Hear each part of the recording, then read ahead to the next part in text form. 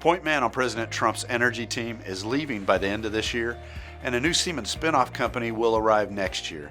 This is the week of October 21st, and I'm Rod Walton with Power Engineering and PowerGen International. Coming up, we'll have these stories and more in our Clarion Energy News Roundup. Trump Energy Secretary Rick Perry has announced he is stepping down from the position. Perry, the former presidential candidate and governor of Texas, reportedly will stay on until the end of the year. Perry's energy efforts included a call for policy to incentivize baseload, fuel site secure power generators such as coal and nuclear.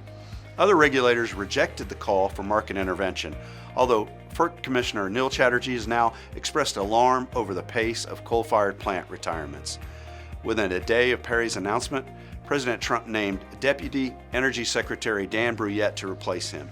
Brouillette is a former Louisiana energy regulator and has been an executive with Ford Motor Company and USAA, the military financial provider. German-based global power firm Siemens has unveiled the name of its new spin-off company. It will be called Siemens Energy and focuses on the conventional and renewable energy businesses. Siemens Energy will be spun off as a standalone publicly traded company within the next year. Michael Sen, current co-CEO of Siemens Gas and Power, will head the new Siemens Energy as chief executive. Sen promises that the new spinoff will offer innovative and reliable solutions to help customers obtain the best possible energy mix. Dominion Energy has received key federal go-ahead for its $300 million offshore wind project. The Bureau of Ocean Energy Management has given its no objection determination to the Coastal Virginia offshore wind project. Dominion Generation Executive Mark Mitchell called the approval a significant milestone. The project will construct two 6-megawatt wind towers and turbines, generating electricity some 27 miles off the Virginia Beach coast. A contractor has already started work on building an offshore interconnection at a Dominion substation.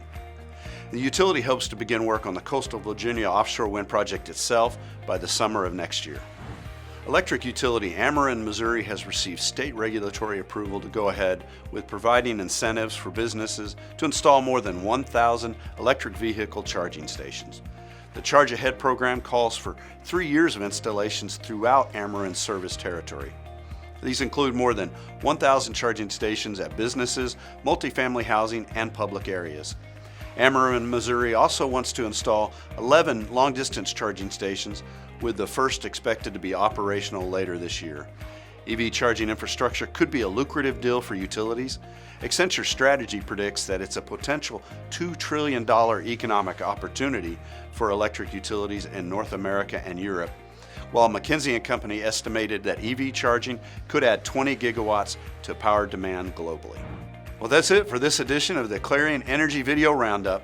Please remember that energy storage, conventional and renewable power generation will all be key components of the content at PowerGen International, which is only 4 weeks away in New Orleans.